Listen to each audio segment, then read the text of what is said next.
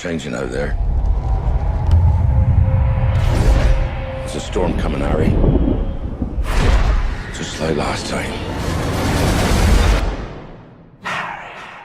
Hey everybody, we're reviewing every single Harry Potter movie. I'm Matthew Fave. This is Matthew Owen. Hello. Harry Potter and Order of the Phoenix. I needed this movie to come in because one was charmingly okay, 2 struggled, 3 had a saggy middle, 4 was 50-50, did great things, did horrible things. This was the first time they made it a movie. They cut out a bunch of crap. Not a crap. Order of the Phoenix is a really, really long book. This was a huge challenge. Mm-hmm. But they focused. They had a primary antagonist, Umbridge. They put all the focus on her. They had the kids do one thing, go into the room of requirement, become Dumbledore's army. They had one big battle at the end, and they got out, and it was a great movie. And I thought this thing was fantastic. Yeah, I agree. I think for the first time in the Harry Potter movie franchise, this feels like an adult film, and I don't mean that in an explicit way. I mean, it feels like for the first time they took the source material, tried to read it and understand what the themes were and the important story points were to hit, and then they crafted a very good script that highlighted the strengths of the cast, the weaknesses of the cast, and also the world that they had created up until then. Yeah. Order of the Phoenix. We talked about Goblet of Fire last week. Order of the Phoenix is just as big of a book, but a lot of the content is very, very important to the story. So I think they realized the issues they had with Goblet of Fire and the missteps they took and really made a dedicated effort to try and make Order of the Phoenix both great for book fans, but a good jumping off point towards the end of the series. But the most important thing that Order of the Phoenix did, I think, in terms of the series in general, showed that this is a serious story that is good for not the entire family, but has elements for everybody. And not only that, but it's the first film that doesn't really require you to read the books. You can make yourself through Order of the Phoenix and understand the story just as well as somebody who read the books based off of your previous movie knowledge, which I thought is crazy. But let's kind of handle this one like Goblet, if you're cool with that. Once again, this is going to be a spoiler full review. At this point, we assume that you've read or seen the films. If you have not, I guess go watch the film and then check out what we have to say after. But starting off, this movie is immediately cinematography. It's completely different looking. Kick us off, Matt. What happens in the beginning of this film? Start off, and it looks like no other Harry Potter movie. Yeah. It's very bright. He's in it looks like sort of it's in England, but to me it looks like a prairie town field. Yeah. Very sort of country life, a lot of yellows, oranges. Radcliffe is on a swing. Big D shows up with his buddies, and the way he's framed, where the camera's a little bit lower and it shows them looking so imposing. We've never seen Dudley like this before. Now Dudley's growing up. They do a great job of capturing that. And then you realize quickly that the reason they've made this look so yellow and bright and orange is that when the Dementors come and then they completely drain all the color out, all the joy has been gone from the world. It's such a fantastic transformation. And then it very quickly turns into this kind of like mini horror. Yeah. They're running off in a subway. They're getting sucked out.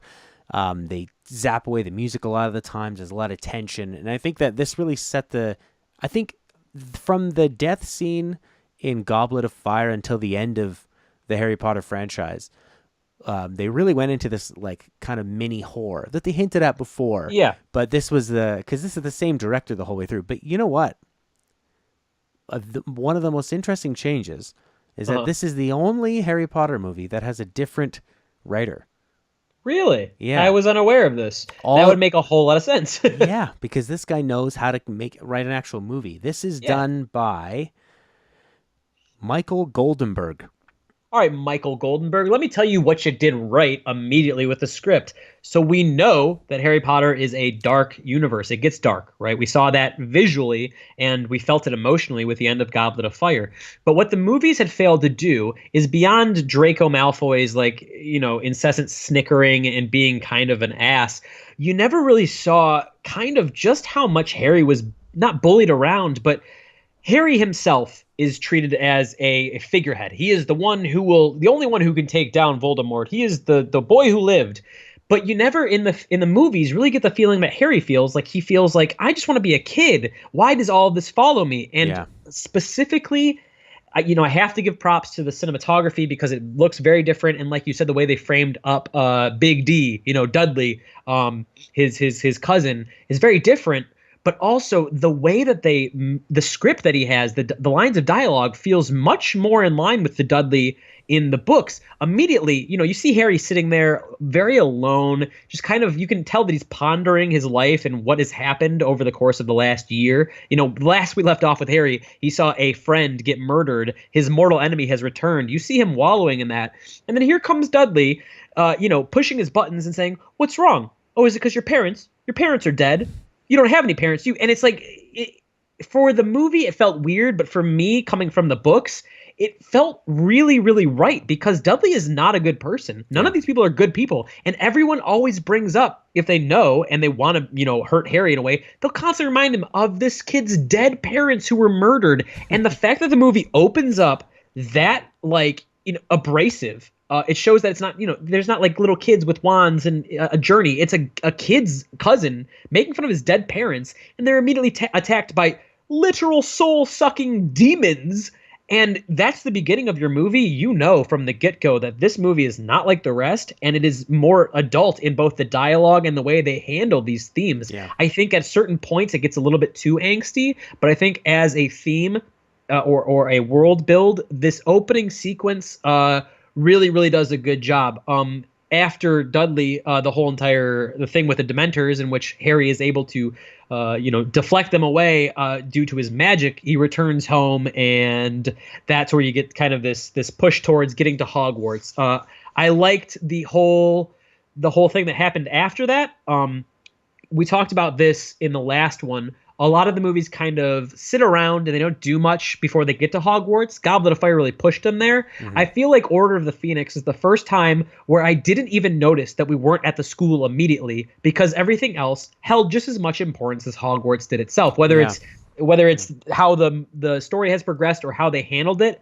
The whole entire scene with Harry in the court, or the court we'll get to, and all that, it felt really good because it was building the Harry Potter world outside of the Hogwarts and the school. So Matt, what did you think about these beginning scenes in general, leading up to the Hogwarts experience itself, I guess? Yeah, I mean, that scene there, that sequence, and then when they are in Black's house and having the kitchen scene, my biggest takeaway was I thought, I feel like I'm watching a real movie. Yeah, just a regular movie with fleshed out characters that speak like people. And there's a quick correction I wanted to make. I had said that the actor who played Lupin played John Lennon in Backbeat. Okay. Turns out he didn't. Oh well. The guy who plays Lupin is Dave Thulis, probably a Welsh name. Great actor.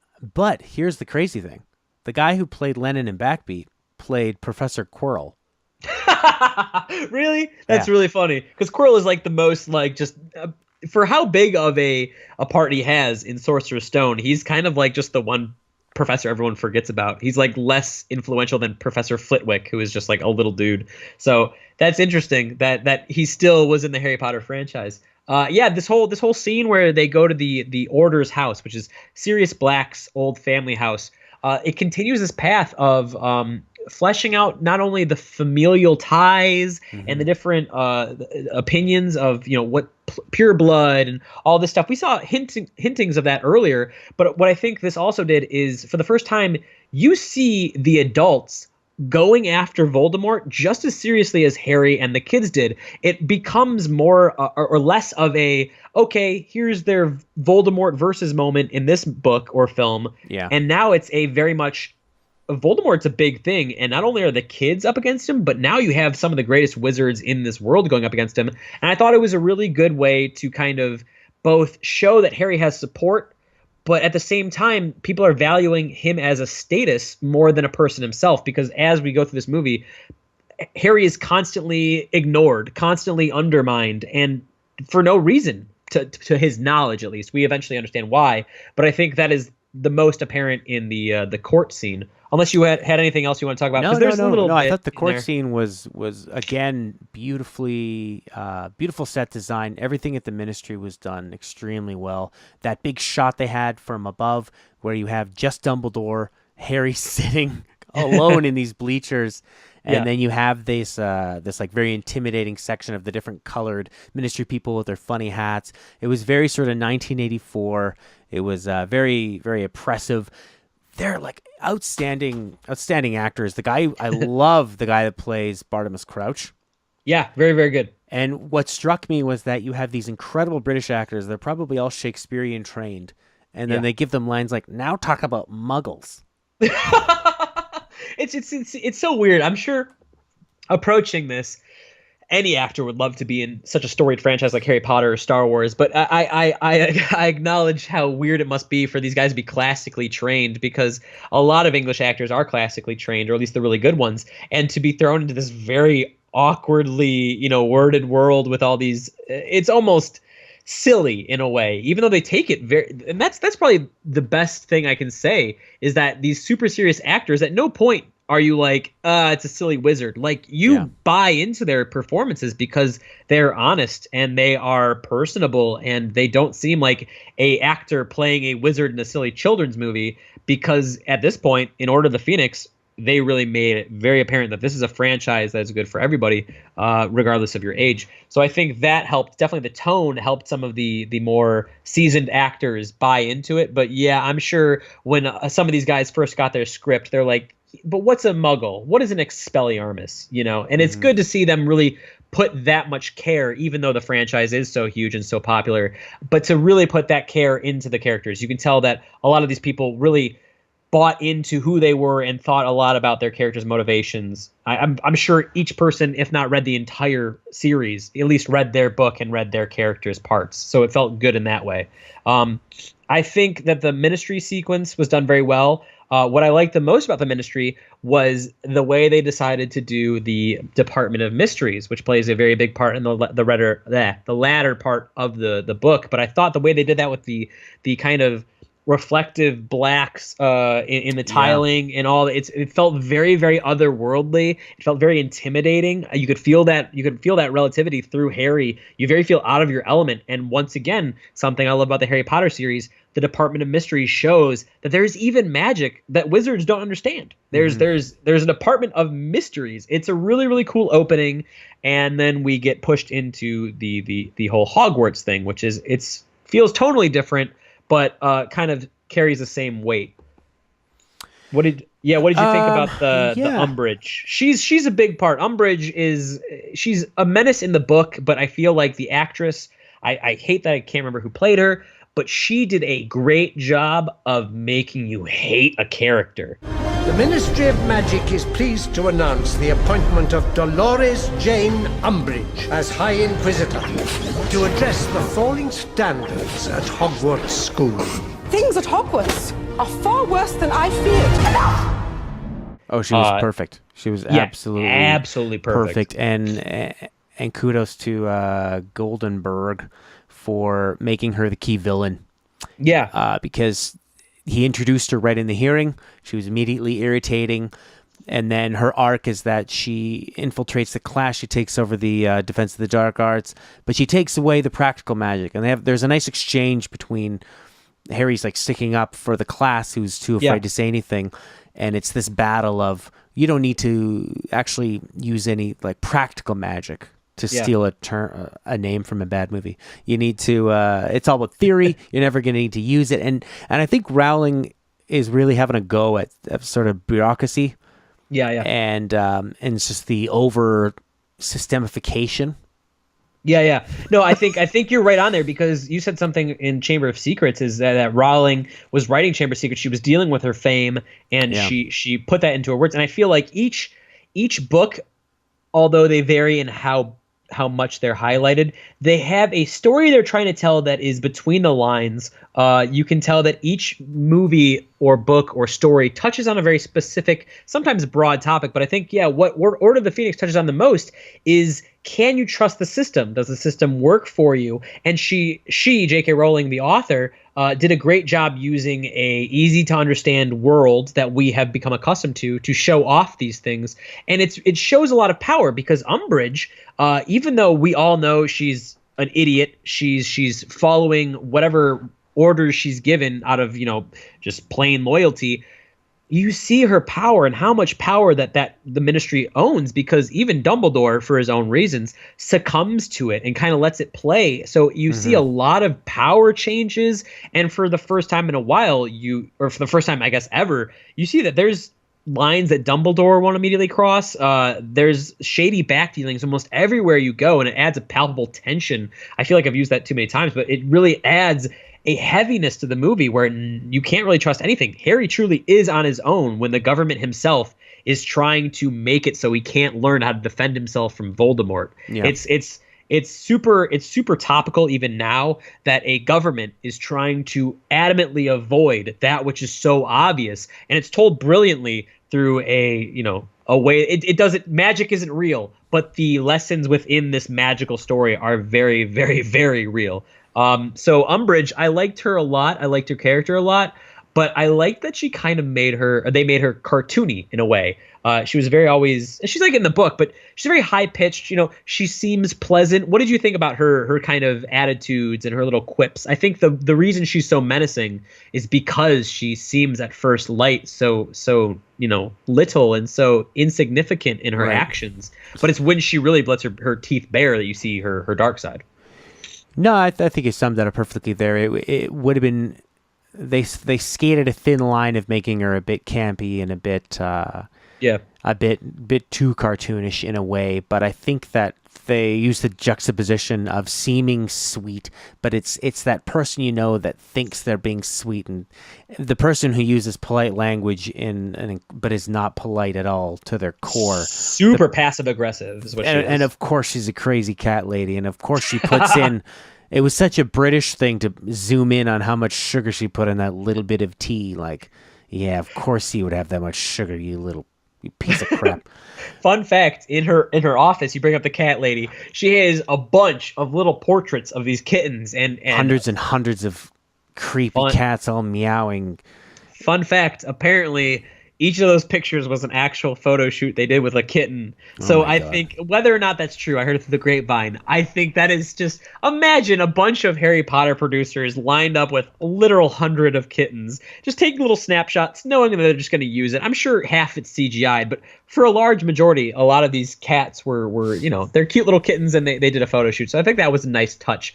But additionally, what the movie does even better than the book is that they use Umbridge's cartooniness and her very, overt campiness in a way they kind of play off of it. In the book, her decrees, which are essentially laws that prohibit students to learn. In general, all of her decrees and all of her new rules are essentially trying to screw over Harry. In the book, they're just, pieces of paper and they're notices. In the film, there's a big old wall where the caretaker has to go up on this ginormous ladder and nail these things in. And you can see that even Argus Filch, the guy who hates students, she starts to get on his nerves, but then she'll be like, oh, you can start hanging kids from their legs again. And it's all it's darkly comedic, but also super dark in general. And I think that she brings the most to that. But the reason that works so well is that one of the best techniques they finally brought out, and they should have had this in Goblet of Fire, is the montage. They do two different montages, and that's a way of collecting all the little extraneous crap like decree, where in a book you would read about it, and as you're reading a passage, something would get mentioned, and it would just kind of get like hidden, one out of every 10 pages or something. So they put them all. They can show so much in a little bit of time. It's the perfect vehicle is to use this montage, and they also have really fun, kind of like quirky music. You say, they make it very comedic. They do it twice, and it's something that they needed to have done the whole time. This guy Goldenberg cracked the code of how to get a Potter book onto the film. Trying to remember, because my memory is kind of shaky at this point. Is Order of the Phoenix the one that opens up with something wicked this way comes, or was that 3? Did we already talk about that? I think that was 2, 3. Oh, okay. Then never mind. Okay, because I was thinking like, isn't there something in the beginning of this that's super weird? But no, you're right. Yeah, the guy who wrote the script probably wouldn't have put a musical number for no reason in there. I think the best scene with Umbridge is beyond the centaur stuff, which is kind of heavy in the suggestiveness. Is definitely her detention sequences. She is the antagonist to Potter. Potter is completely Voldemort is here, and he is she is no. He's lying to you. Harry Potter is a fraud. And so when she gives him detention, she does the most gruesome thing that you can imagine. Yeah. If I hadn't already seen the movies leading up to this, I'd be really shocked that they put it in, and I was still a little bit surprised. Yeah, because when you think about it, it makes a lot of sense. I mean, it represents as representation. Yeah, I mean, it shows off that the detention and all that stuff, and how much it weighs down on you. And there's reasons that it would be a physical manifestation, but it also makes sense because Umbridge is the kind of masochistic person who really does take pleasure from seeing Harry Potter suffer, whether or not she knows she's doing it for good or evil. Even though she's completely evil, it's almost indescribable just how ugly it is, and the fact that they were willing to show it in detail, it was very, very ballsy, and another thing I have to give them credit for. Yeah, if you don't know what we're talking about, as Harry writes the lines, "I must not tell lies," it carves what he's writing into his other hand, and it looks like a Rob Zombie horror movie of actual being carved into his hand, like an invisible scalpel. Just it's grotesque. And as he's writing, they have her with her back to him, and she's just getting ready to embrace the joy of the pain that he's going to get. And and again, literal bloodlust. Yeah, and if you don't frame that correctly, that could be very, very disturbing. I'm sure kids watching this would be freaked out about like an adult taking this much pleasure in carving into a kid's skin. There's another detention scene where she has them lined up and she's just sitting on a throne and she's like just overjoyed. It's like orgasmic joy, and just the way that she has them, even the tables or the chairs that they're in detention, that they're lined up perfectly, and it just shows her personality. Like when Harry first comes in, she just moves an out-of-place pencil back into its place. So, yeah, and that's the big strength of the movie, is that they use those montages, they focus on Umbridge, and then the other part of the middle, the only other half of this middle part of the movie is Harry getting the kids together after the kids have ignored him the whole time. And he tells Seamus that his mother's stupid, which is awesome. And then he teaches the class. You know, what I wrote down here is that, for me, Radcliffe finally got his acting chops together here. This is the one where he actually finally learned how to, at least at a base value, show emotion and not look dishonest when doing it. This is the one where he finally came out. And I put him above Watson in this one. No, for sure. I mean, I think she doesn't have a lot to work with, because this is the one where they tried to show a little bit of flirting where her and Ron are walking, but the flirting is basically them just kind of surprisingly compliment each other. But then you get 2 lines and then bam, you put Watson on one side, Grint on the other, Harry's in the middle, and it's back to like, oh, Harry, how can we advance the plot? I feel like Watson herself, the character, you're right, she didn't have a lot to work with because they're so constantly trying to change up what Hermione is, whether she's a know-it-all, if she's annoying, if she's just a nice sidekick, if she's a love interest. Ron, even though he's used as a comedic relief for most of the franchise, he has a personality. Whether or not Rupert Grint gave him that personality or was already pre-written, he has a personality. Hermione switches so much that it wasn't really until 6, Half-Blood Prince, where I felt like she got into her groove. And I think Order of the Phoenix, it does present a big challenge, because in the book she is a driving force towards how to overcome these things and have new ideas. And in the book, or in the movie, she's just kind of there. She's there to say the worst case scenario is all she does. She's very There's one of the lines she says. They go, oh, what's that mean? And she goes, it means the ministry's interfering at Hogwarts. And I think it would make sense because Hermione is that which fears authority the most, because she's the one who puts the most trust in it, I feel like. but it doesn't come off like that in the movie. It just comes off like she's constantly scared about everything. Yeah, like she's exactly. And it doesn't make for a strong protagonist, but I think it goes against her character. Her character's supposed to be really logical and very rational, but instead they have her just. I mean, yeah, that's how she delivered the lines, but the directors looked at it, went, yep, that's good, let's move on. I think that they should have stepped in and helped this kid out and said, all right, tone it down. Let's do a couple more takes. I think the best character, though, because as far as Order of the Phoenix goes, you get a lot of time with the Gryffindor, the good kids, I'll say. You get a lot of time with them. Malfoy and his gang are in it, but they're kind of side characters to Umbridge's pushing force. You know, they have their little group of friends they're the Inquisitorial Squad, and they can do things that Harry and his friends can't or whatever. But in this, you get a lot of time with the Gryffindor kids. You get a lot of time with Cho Chang. You get a lot of time with Colin Creevey. You know, the smaller characters.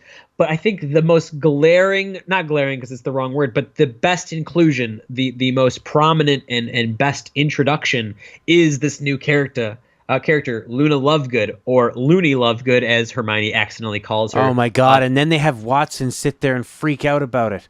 Because she accidentally says it. I was just, oh God, it's one of the worst scenes there, and how that's handled.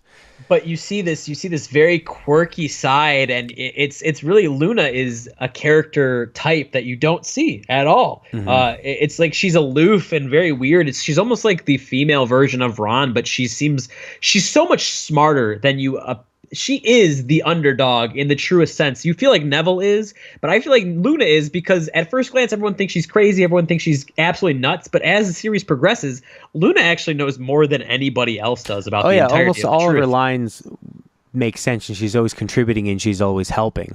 Yeah, and I think she's definitely great. And very confident. She just comes out. Yeah, I think she is a fantastically written character, and I think that they portrayed her really, really well. She's maybe a little one note and flighty, but yeah, she's up there. She's like, but you know what? I think also they wrote her well, but I think she came in with such a good handle on her character. And I can't say it's all the actress's credit, but I think she knew what she was going for. She knew how to approach her character and how to deliver her, and she remained consistent and solid in her performance. And I think that's what made Luna such a standout. She wasn't wishy-washy in any of her delivery.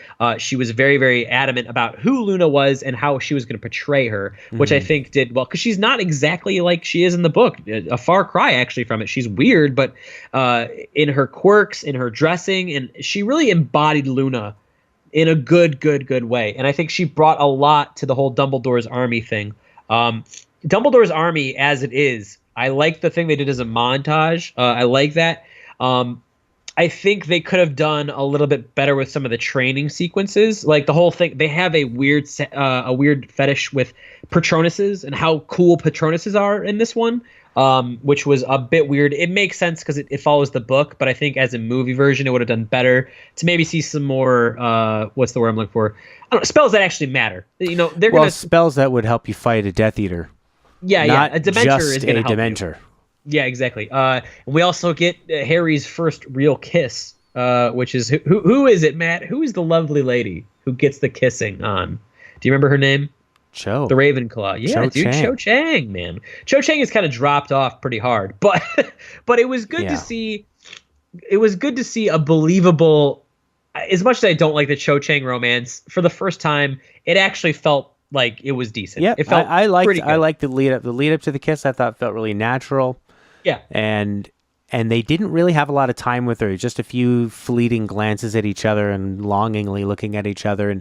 And I think when you're that age, they're 16 or something in this movie. Yeah, 15, 16. You don't need much more than just kind of, I think you're good looking, you think I'm good looking. Well, nothing else really exists beyond that, especially in a school setting. Yeah, but they were able, like you said, that now that you say that, Cho is really only there to kind of be in the background, but the fact that they were able to create a tangible relationship and a sense of attraction between, you know, occasional glances really speaks well to how at least Cho Chang's actress was able to bring it in the way she told the story through her eyes. You know, Daniel Radcliffe is always kind of just dreamy, but she did very good, I think.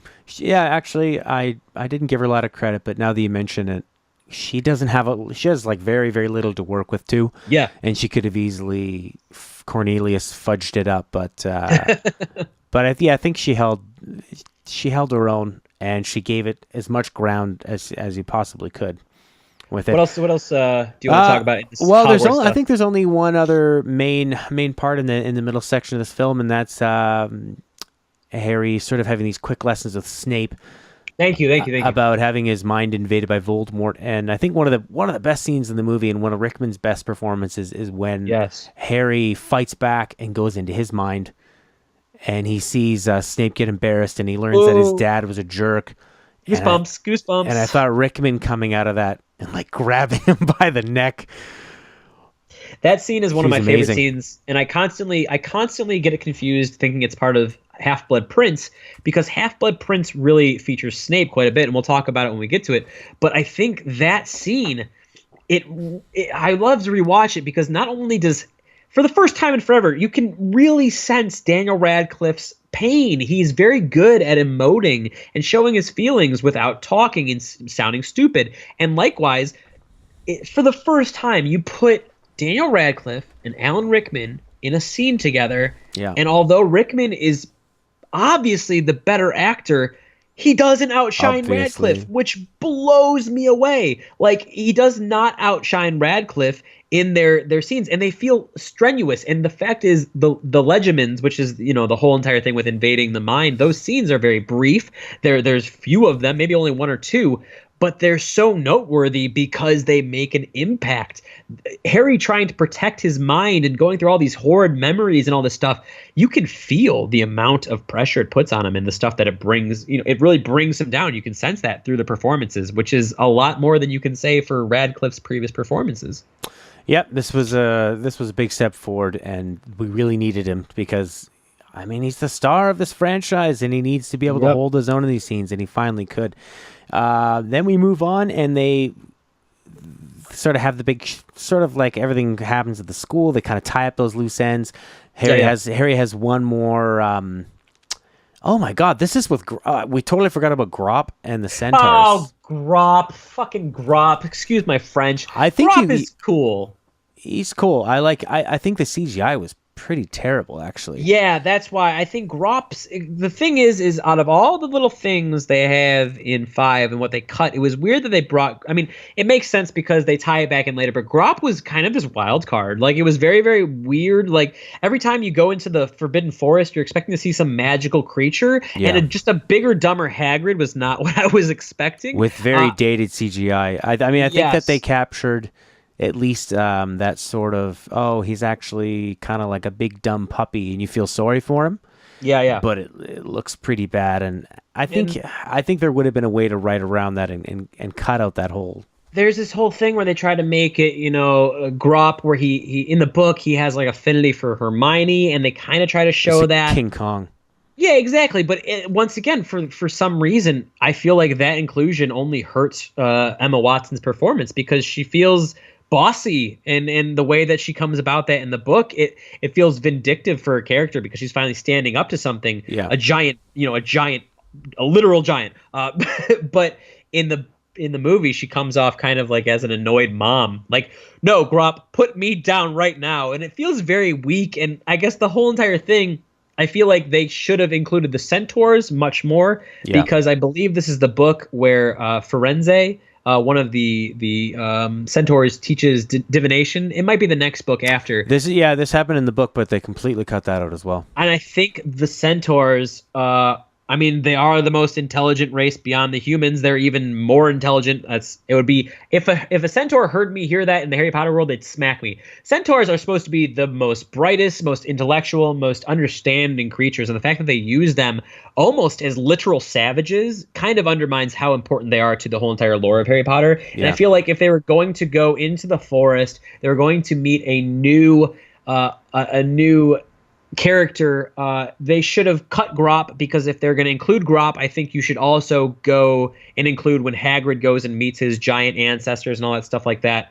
So he talks about it, but they don't show anything of that. Exactly. And I think that Grop feels the most weird of an inclusion, and I think you're right. I think the CGI is what makes it so stand out, because the first thing you notice is how weirdly dated the CGI does look. Yeah, I would say cut Grop. You almost need to cut Hagrid because he doesn't have much to do in this movie at all. Hagrid just kind of like floats around You for most need of it. more of the centaurs because you need a way to dispatch of Umbridge by taking her into the forest. But you don't even see Grop the next time that they go in, and then the whole point is that she comes in and all of her bigotry and her self-righteous attitude is the death of her when she has to deal with them, and they like leave her to die. It's like another dark moment. That's what I'm saying. It's so suggestive because these guys just this pack of centaurs literally run off in the woods with her, and when they finally come back, she is unscathed except for her messed up hair, and she looks like she's just been through hell. But she's not physically. That's literally what I'm saying. Like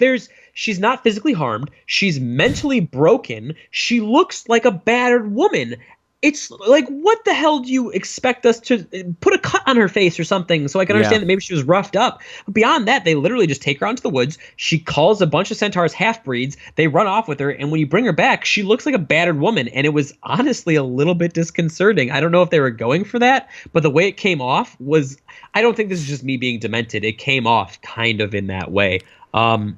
But yeah, the best part of the movie for sure is the whole ministry. Like the mysteries department is done so well.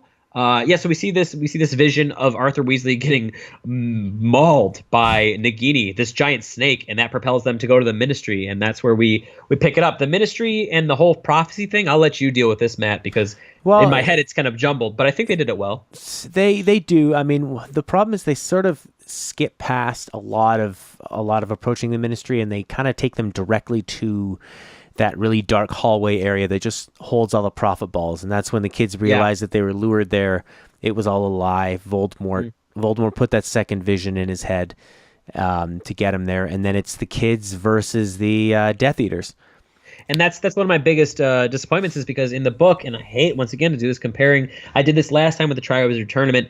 In the book, the Department of Mysteries has at least 4 or 5 rooms where there's like one room where there's floating brains that are just sitting, and it's very ominous. And there's a room that contains literally tangible love, but it's self-contained and you cannot enter it because it's the most powerful. Like there's so many deep mysteries literally in the chamber or in the Department of Mysteries, and they kind of just gloss over that. There was no mention. It almost feels like the Department of Mysteries is just a giant storeroom for these prophets or these prophecy balls, which works for the movie, but I feel like there was a lot of stuff they missed out. I think they did it well in the visualization of it. I think it was very good, and the fight itself, as they're fighting the Death Eaters, they look roughed up. Luna has a nosebleed. Neville's banged up. Like her tangible. She has like a bleeding lip, like she just got punched really hard in the face. I think at one point she does get knocked around in the face. I can't remember, but it feels scrappy. It doesn't feel clean. It doesn't feel like preordained choreographed fight scenes. It feels like people are getting dirty and really fighting. Yeah, it's a real kind of scramble. It's not not so choreographed. It's more just running. I think sometimes they don't really connect with. I don't totally understand when I watch this how a duel works. Is it just who shoots first? Is it counteracting it? And I feel like that the rules for a duel change all the time. When Voldemort and Harry fought, it was like, all right, put the beams against each other. Yeah. But I felt like when they were chasing Harry and the Prophet Ball, it was a little different. However, sort of just to give into the movie logic, I told myself, well, they don't want him to drop that prophecy ball, so maybe that's why they're not just chucking things at him willy-nilly. Yeah, exactly. You know, when Watson gets held by one of the Death Eaters, and I saw that look of horror on her face, I wish she was in more horror movies. I think she would be outstanding. She does. She looks terrible. Like we've seen how she delivers normal dialogue on the verge of tears. Put Usually, her in a movie what happens where she needs to actually cry. Usually what happens with these younger actors is they'll start off something that really pushes them into the limelight, and then when that series eventually ends, they move to horror and stuff like that because that's where you get most of these young actors. And I think Watson would do great in that. The thing is that she turned out great in the end of Harry Potter, so much so that she, right from her first gig, which was Harry Potter, she became an upper level star based upon the popularity of that series. So she didn't have to go for these these kind of, not to say that horror movies are exploitative, but she didn't really have to go for those cheap acting thrills unless she wanted to. So that's why you see her in things like Beauty and the Beast and Colonia and these dramas and stuff like that. It's because she was already taken as this high tier actor.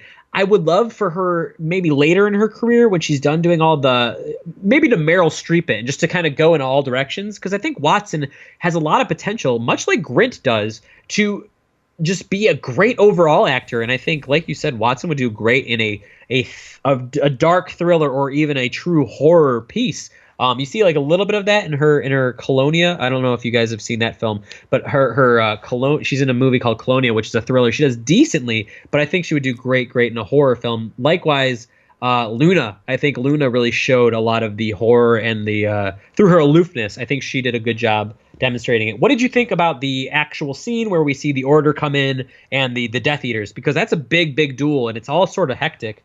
What did you think about that?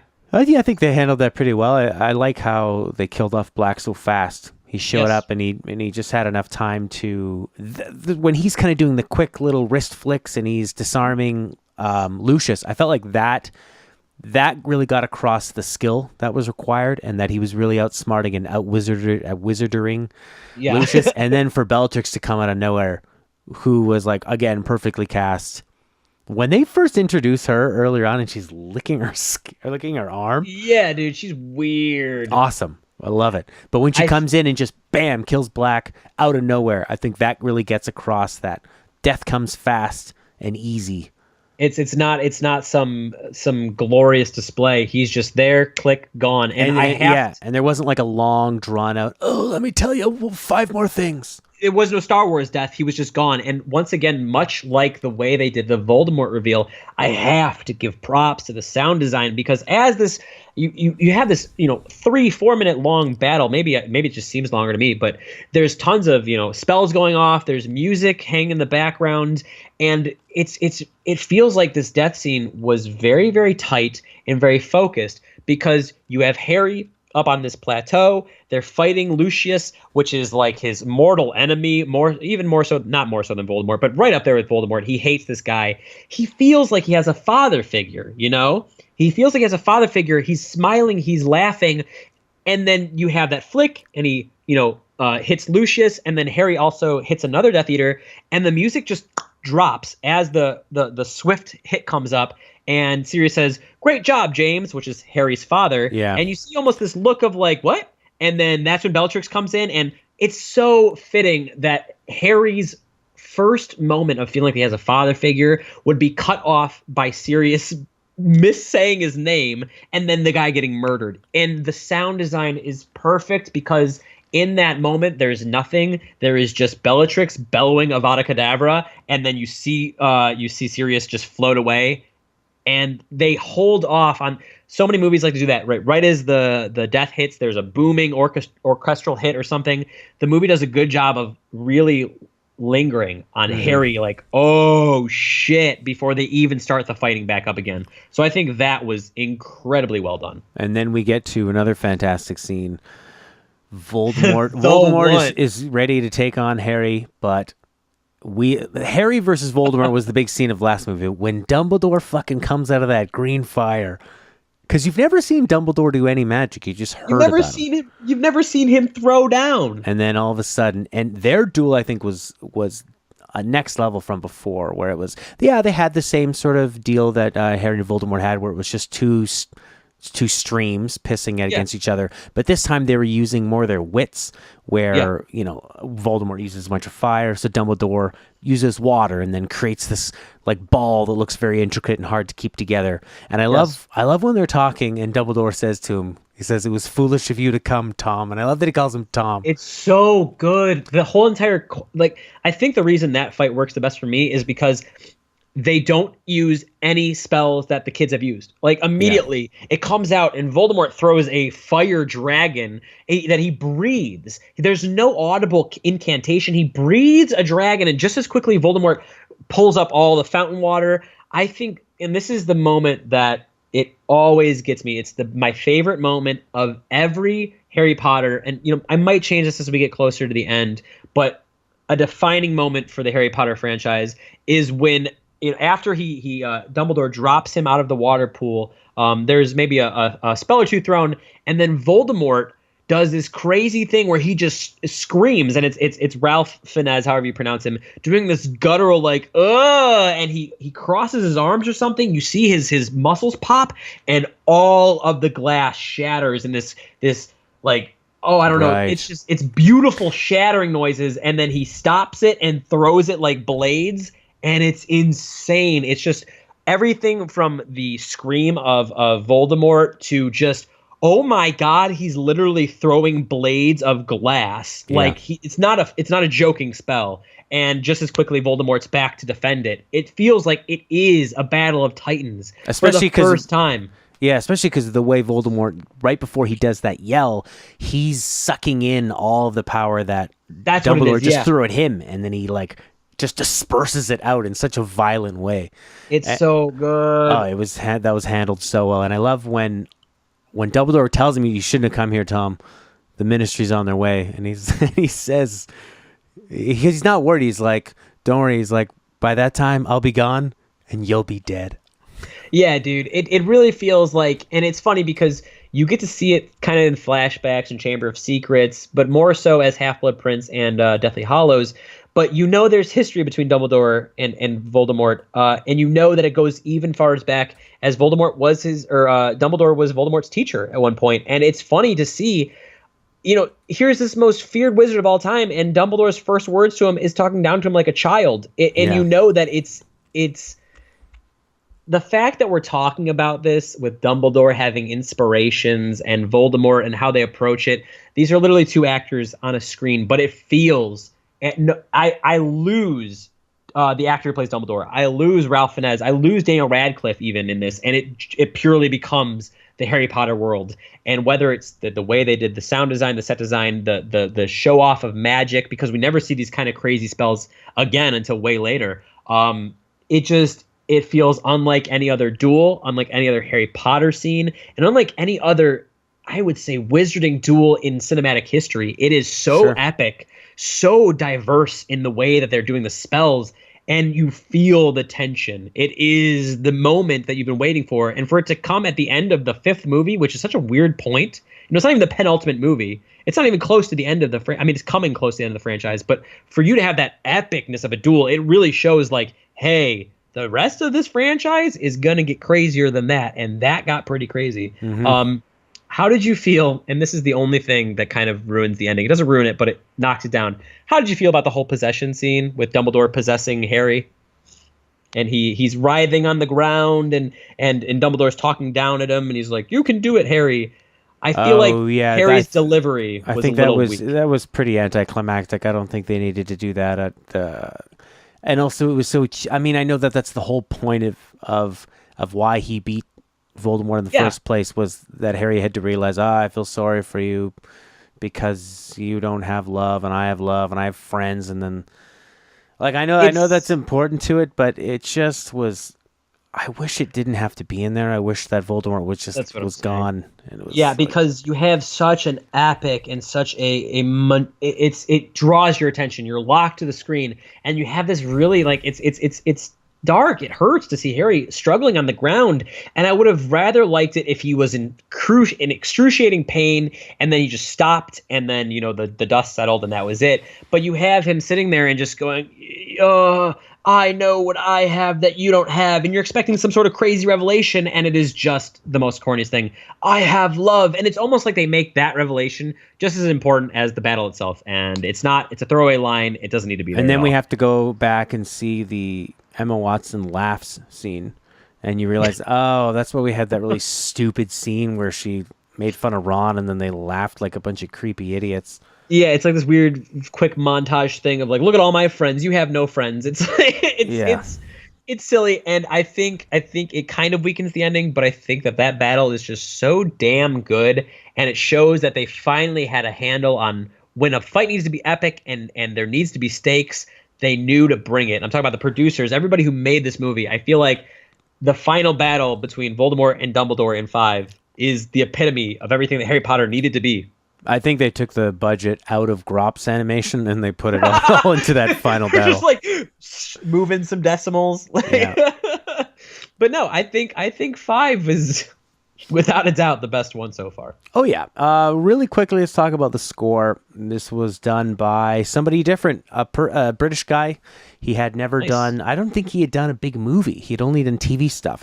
Now I'll say cons first off. He doesn't evoke many of the previous themes, which I'm fine if you don't. I don't think he came up with anything too stand out, nor do I think that his score is cohesive. And that all sounds really negative, but I think that he went all over the place. He did what he had to, and I loved a lot of his score choices. They might have felt a bit generic and not linked together, but I think that he served every scene really, really well. I loved what he did. He knew when to make it chilling, when to make it fun, mischievous. There's one part in particular where Harry sees Cho, and it's this like really kind of, love is in the air, and then all of a sudden it flips to this horror of seeing the Kestrel, and then back to sort of Harry Potter wonder again. But I really enjoyed the score here. I think it does a good job complementing what's on the screen. It doesn't overshadow it like John Williams' score happened to do quite often. I think it's better than Fours for sure. It's way better than Goblet of Fire's. But yeah, I really wish that he might have subverted the melody. I think the only way possible to make that ending, or the ending fight better, is if Voldemort appearing was matched with a corruption of the Harry Potter theme, like a like something like that, or like half notes. I think that is the only musical key that they ever failed to bring up in the entire franchise, and I think it would have worked the best in Order of the Phoenix. Mm-hmm. But some sort of corruption on the Harry Potter theme would have been absolutely fantastic. But I think the score is serviceable. It does a good job. Yeah. Also, quickly should mention Mrs. Dursley in her sundress in the beginning. Yeah. Thought she looked pretty hot. Yeah, she's cutie pie. I never thought I would have said that. They make her look so ugly in all the other ones, and that's her character is very ugly, but she looked good. Yeah. Sirius transforming from a dog into a wizard in like a bus vestibule. Yeah, that was. And then when he turns into a human, he's obviously like naked underneath with a cloak. And I thought he looked like a flasher. Yeah, Sirius Black the Flasher. And unfortunately, when we move forward to the next film, although they keep the same director, David Yates is now on for the rest of the films we're going to be talking about. They go right back to Steve Kloves, who did the screenplay for the first four. Yeah, this is the only one that has the fantastic screenplay of Goldenberg. We'll see how Half-Blood Prince holds up. What are we thinking about stars for this one? I'm thinking pretty damn high. Like my first guess is a 4 or 4.5. Like I sit really high on this one. I haven't thought about it. It's absolutely no less than a 4. That's what I'm saying. I struggled to say it's a 5 because there is issues with it. But it's just so damn good. Like if this entire movie was just the final fight, I'd be okay with it. There's so many great scenes, and they really get a handle on everything. I feel like they do some parts in the next movie better. I feel like there's still growing to be done, but I think I'm gonna go 4.5. No, it fits for me at least. Yeah, I'd give it a high 4, but I'm just gonna say 4. Okay, although I said high 4. So yeah, 4.5 sounds fantastic. It's a good thing. And this obviously, unless for some reason you think there's an underdog in the story, I'm pretty sure right now the ordering that we've gotten so far is now Order of the Phoenix, Goblet of Fire, Prisoner of Azkaban, Sorcerer's Stone, and then Chamber of Secrets. Sounds good to you, right? With Azkaban and Sorcerer's Stone, pretty close. They're pretty close because I think although Azkaban has higher highs, it has lower lows, and Sorcerer's Stone is a lot more consistent. Yeah, I think Sorcerer's Stone does the best job of being a whole film, more so even, or I think Order of the Phoenix is the closest thing in consistency that we get next to Sorcerer's Stone. I can't wait to see what Half-Blood Prince is like and see if Kloves can pick up the slack if they figured out how to do this, because this was amazing. This is the longest book in the franchise. They turned it into, I think, the shortest movie. Yeah, no, it is pretty short. And it made sense the whole way through. And I don't know what you thought of the book, but I've seen some other people say that this is one of their least favorites. The book is more talky. The book itself is very reminiscent of the story. It's a more dialogue heavy. It deals with a lot of themes. It has a lot of musings. It's the calm before the storm. Before you have any great group go up against any evil group, you need to have the part where they rally, the part where they find their inspiration. And I think you really need Order of the Phoenix to exist before you can accept what the adults who are part of the Order do in 6 and 7 as they continue. So I think 5, although it's a growing book, it is a necessary book. And I think when you look at it from a overall perspective on the franchise as a whole, I think it's a very, very good book. It's just very different from what we expected. And much like the movie is very different and more adult in its theming than the rest of the franchise was. So yeah, dude, Order of the Phoenix, definitely great. I can't wait to see Half-Blood Prince and what they do with that. Well said. You can find our stuff on the90skid.com. Yes. I'm on Twitter at GameThinkTalk. And Matthew?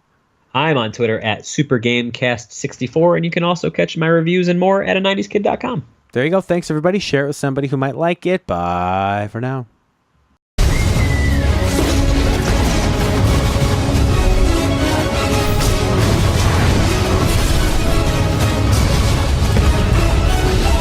Look at me!